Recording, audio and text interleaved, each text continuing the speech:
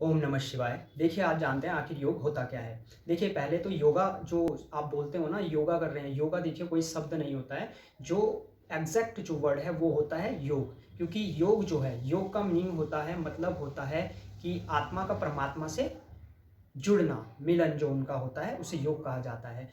हम यानी कौन? हम आत्मा हैं, हम शरीर नहीं हैं। सनातन धर्म में हमेशा से यही माना गया है कि हम आत्मा हैं, हम शरीर नहीं हैं। क्योंकि जो शरीर है ये पंच तत्वों से बना होता है, इस भौतिक जगत का है, पृथ्वीलोक का है, जो इस पंच तत्वों से बना है और पंच तत्व में ही विलीन हो जाता है, जिसका अंत हो जाता है। तो लेकिन हम जो हैं, हम क्या हैं? हम आत्मा हैं, जो कि गीता में भी बताया गया है। आत्मा जो है वो अविनाशी है, अजन्मा है, उसका कोई अंत नहीं है, वो शाश्वत है, वो सनातन है, वो नित्य है, तो उसका कोई अंत नहीं है। हम आत्मा हैं जिसका कभी कोई अंत नहीं होता, वो बस एक जगह से दूसरी जगह ट्रांसफॉर्म हो जाती है। तो वही आत्मा जब हम अपने आप को, जब हम जो आसन करते हैं, आप समझते हैं कि आसन ही योग है, लेकिन वो पूरी तरह से योग नहीं है, वो एक योग का हिस्सा है। आसन से जो है हम फिजिकली और मेंटली जो है फिट होते हैं, उससे हमें स्थिरता प्रदान होती है, जिससे हमें ध्यान में मदद मिलती है। तो हम जब ध्यान अंतर ध्यान होते हैं तो हम क्या करते हैं? हम अपनी इंद्रियों को कंट्रोल कर सकते हैं, अपने मन को कंट्रोल कर सकते हैं, अपनी बुद्धि को कंट्रोल कर सकते हैं।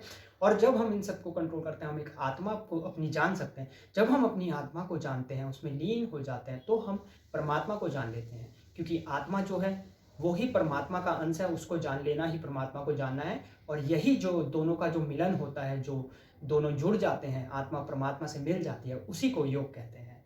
ओम नमः शिवाय।